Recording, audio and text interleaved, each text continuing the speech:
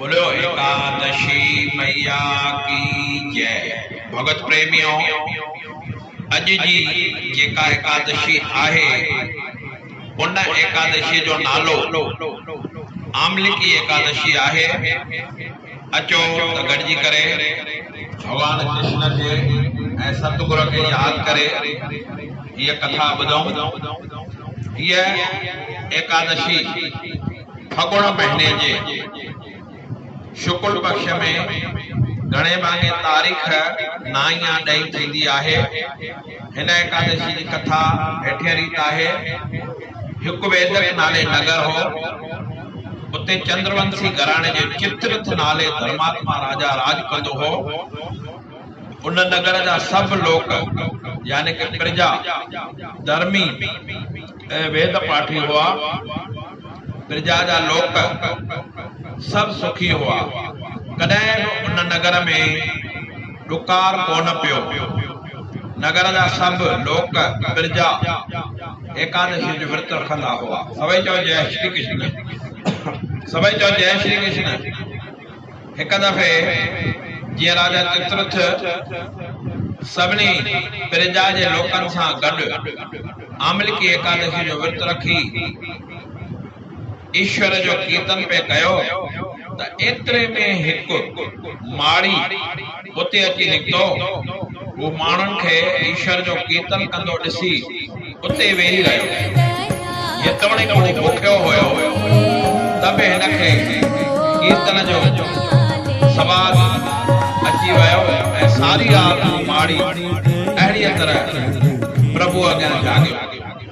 सुबुह जो इहो माड़ी पंहिंजे घर वियो ऐं वञी भोजन कयाई। इहो माड़ी एकादशी जे जागण ऐं भजन ॿुधण जे प्रभाव सबबि मरी करे ॿिए जन्म में विद्रुत राजा जो पुटु थियो। उते उन जो नालो विसरण थियो। हू वॾो बलवान राजा थियो।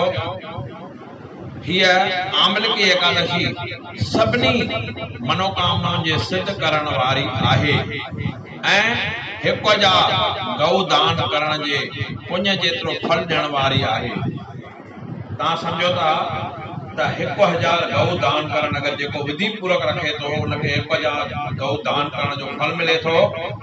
हिक बि अगरि गऊ दान असां कयूं एकादशी ॾींहुं त उनजी केॾी फॉर्मेलिटी आहे। पर हीअ एकादशी विधि पूर्वक रखण सां 1000 गऊ दान करण जो फल मिले थो। सभई चओ जय श्री कृष्ण। जय श्री कृष्ण। जेको मंच आमलिकी एकादशी विर्त रखंदो तंहिंजो वैकुंठ में वासो थींदो ऐं ही लोक भी सहेलो थींदो ऐं परलोक भी सहेलो थींदो। त प्रभु प्रेमियों, अॼु जी एकादशी ज़रूरु रखो। अगरि नथा रखो त रखणु चालू कयो त ॾाढो महात्म आहे एकादशी विर्त रखण जो। अचो त नंढो भॼन जीअं हिकु पहिरां एकादशी जे विर्त जी चऊं। अॼु 11 जो ॾींहुं आयो, अॼु 11 जो ॾींहुं आयो, कयो प्रभु मिलण जा साया, कयो गुरु मिलण जा साया। अॼु 11 जो ॾींहुं आयो, अॼु 11 जो ॾींहुं आयो।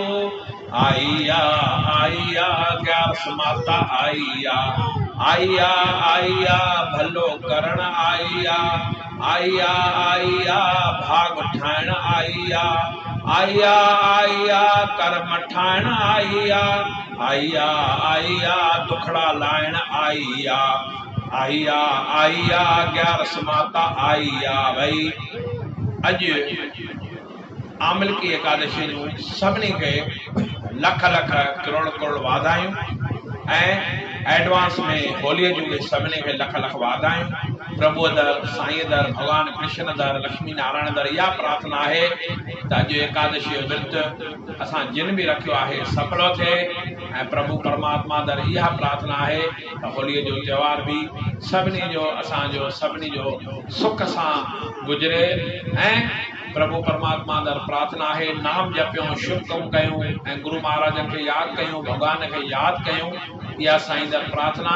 ओम सतनाम साखी साखी शिवोहम। जय श्री कृष्ण। जय जय बोलो एकादशी मैया की जय।